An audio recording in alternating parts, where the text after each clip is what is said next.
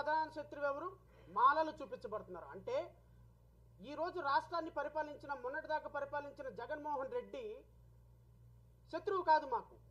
ఇప్పుడు పరిపాలిస్తున్నటువంటి చంద్రబాబు నాయుడు శత్రువు కాదు. మాకు శత్రువు ఎవరు అంటే ఇప్పుడు ప్రధానమైనటువంటి శత్రువు వీళ్ళ ప్రకారంగా మాదిగలు. మాదిగ సోదరులకు శత్రువులు ఎవరంటే మేము. అంటే మాలలకి మాదిగలకి శత్రువులుగా చేసి కమ్మారెడ్డి సోదరులు అనే వాళ్ళు శత్రువులు కాదు అని ఎలిమినేట్ చేసి భారతదేశం మొత్తంలో, ఈవెన్ తెలంగాణలో కూడా అదే పరిస్థితి. రెండు కులాల మధ్య, ఈవెన్ చెన్నై తమిళనాడులో అదే పరిస్థితి, ఉత్తరప్రదేశ్లో అదే పరిస్థితి, మధ్యప్రదేశ్లో అదే పరిస్థితి, కేరళలో అదే పరిస్థితి, కర్ణాటకలో అదే పరిస్థితి. ఇలా రాష్ట్రాల్లో ఉన్నటువంటి ఉపకులాల మొత్తాన్ని కూడా విభజించేసేసి వీళ్ళు కొట్టుకుని చచ్చిపోయేటట్టుగా దేశంలో ఇంక ఎప్పటికీ రాజ్యాధికారం సాధించకుండా 40 కోట్ల మంది ప్రజలని 400 విభాగాలుగా విభజించినటువంటి అత్యంత దుర్మార్గకరమైనటువంటి జడ్జిమెంట్ ఈ జడ్జిమెంట్. ఇప్పుడు చెప్పండి, ఇది ఒక మాలలకే ఇబ్బందా, లేకపోతే బాబాసాహెబ్ కళల కన్నా రాజ్యాధికారానికి ఇబ్బందా? ఈ రాజ్యాధికారాన్ని సాధించాలి అంటే అందరూ ఒకటిగా ఉండాలని రిజర్వేషన్ పెడితే ఆ రిజర్వేషన్ మీ ఇష్టం వచ్చినట్టు పప్పు బెల్లాల్లాగా పంచుకోవచ్చని సుప్రీంకోర్టు చెప్తే ఒక భారతీయ జనతా పార్టీకి సంబంధించినటువంటి ఒక ప్రధానమంత్రి ఒక ఉపకులానికి సంబంధించినటువంటి మీటింగ్ హైదరాబాద్లో పెడితే ఢిల్లీ నుంచి పరిగెత్తుకుంటూ అక్కడికి వచ్చి కూర్చొని పక్కన కూర్చోబెట్టుకొని వాటేసుకొని ఓదార్చినటువంటి చరిత్ర ఇంకో పోరాటానికి ఉందా? ఎందుకు అంటే మందకృష్ణ మాదిగ అనేటువంటి ఒక వ్యక్తిని అడ్డం పెట్టుకొని ఈ దేశంలో దళితులు రాజ్యాధికారానికి రాకుండా మోడీ పన్నిన పన్నాగమే సుప్రీంకోర్టు జడ్జిమెంట్ ద్వారా ఈ దేశ చరిత్రని మార్చడానికి అవకాశం ఉన్నటువంటి ఒక దుర్మార్గకరమైనటువంటి జడ్జిమెంట్ గా నేను అభివర్ణిస్తున్నా. ఖచ్చితంగా చూసే ప్రజలు కూడా దీన్ని అప్రిషియేట్ చేయండి.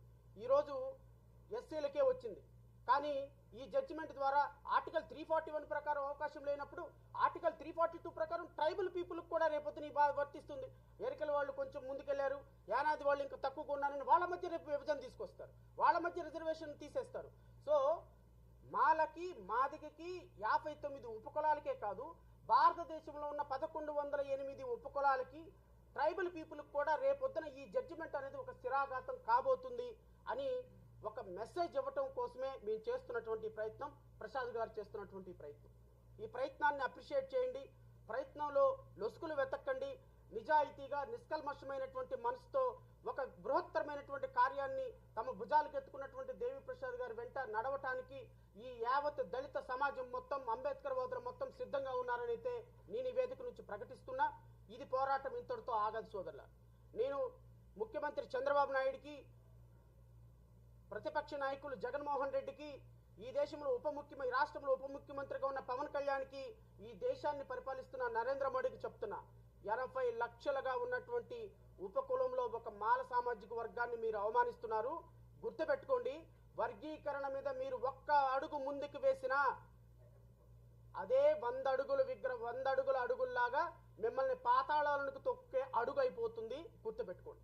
ఈ రాష్ట్రంలో, తెలంగాణ రాష్ట్రంలో మాల సామాజిక వర్గం అనే మాత్రమే కాదు, దళిత బిడ్డలు కన్నెర్ర చేస్తే మీరు పారిపోయే రోజు ఒకరోజు వస్తుంది.